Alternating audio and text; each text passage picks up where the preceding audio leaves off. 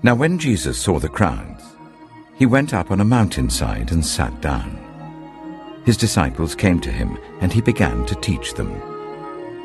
He said, "Blessed are the poor in spirit, for theirs is the kingdom of heaven. Blessed are those who mourn, for they will be comforted.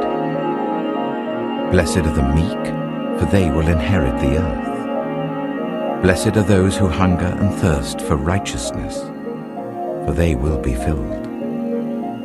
Blessed are the merciful, for they will be shown mercy. Blessed are the pure in heart, for they will see God. Blessed are the peacemakers, for they will be called children of God. Blessed are those who are persecuted because of righteousness, for theirs is the kingdom of heaven. Blessed are you when people insult you, persecute you, and falsely say all kinds of evil against you because of me. Rejoice and be glad, because great is your reward in heaven, for in the same way they persecuted the prophets who were before you. You are the salt of the earth. But if the salt loses its saltiness, how can it be made salty again? It is no longer good for anything except to be thrown out and trampled underfoot. You are the light of the world. A town built on a hill cannot be hidden. Neither do people light a lamp and put it under a bowl. Instead, they put it on its stand, and it gives light to everyone in the house. In the same way, let your light shine before others, that they may see your good deeds and glorify your Father in heaven. Do not think that I have come to abolish the law or the prophets. I've not come to abolish them, but to fulfill them. For truly I tell you, until heaven and earth disappear, not the smallest letter, not the least stroke of a pen will by any means disappear from the law until everything is accomplished. Therefore, anyone who sets aside one of the least of these commands and teaches others accordingly will be called least in the kingdom of heaven. But whoever practices and teaches these commands will be called great in the kingdom of heaven. For I tell you that unless your righteousness surpasses that of the Pharisees and the teachers of the law, you will certainly not enter the kingdom of heaven. You have heard that it was said to the people long ago, "You shall not murder, and anyone who murders will be subject to judgment." But I tell you that anyone who is angry with a brother or sister will be subject to judgment. Again, anyone who says to a brother or sister, "Raka," is answerable to the court, and anyone who says, "You fool," will be in danger of the fire of hell.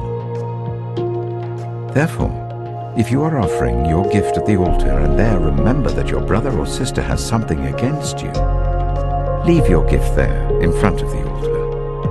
First, go and be reconciled to them, then come and offer your gift. Settle matters quickly with your adversary who is taking you to court. Do it while you're still together on the way, or your adversary may hand you over to the judge, and the judge may hand you over to the officer, and you may be thrown into prison. Truly I tell you, you will not get out until you have paid the last penny. You have heard that it was said, "You shall not commit adultery." But I tell you that anyone who looks at a woman lustfully has already committed adultery with her in his heart. If your right eye causes you to stumble, gouge it out and throw it away. It is better for you to lose one part of your body than for your whole body to be thrown into hell. And if your right hand causes you to stumble, cut it off and throw it away. It is better for you to lose one part of your body than for your whole body to go into hell. It has been said, anyone who divorces his wife must give her a certificate of divorce. But I tell you that anyone who divorces his wife except for sexual immorality makes her the victim of adultery, and anyone who marries a divorced woman commits adultery. Again, you have heard that it was said to the people long ago, Do not break your oath, but fulfill to the Lord the oaths you have made. But I tell you, do not swear an oath at all, either by heaven, for it is God's throne, or by the earth, for it is his footstool, or by Jerusalem, for it is the city of the great King. And do not swear by your head, for you cannot make even one hair white or black. All you need to say is simply yes or no. Anything beyond this comes from the evil one. You have heard that it was said, eye for eye and tooth for tooth. But I tell you, do not resist an evil person. If anyone slaps you on the right cheek, turn to them the other cheek also. And if anyone wants to sue you and take your shirt, hand over your coat as well. If anyone forces you to go 1 mile, go with them 2 miles. Give to the one who asks you, and do not turn away from the one who wants to borrow from you. You have heard that it was said, love your neighbor and hate your enemy.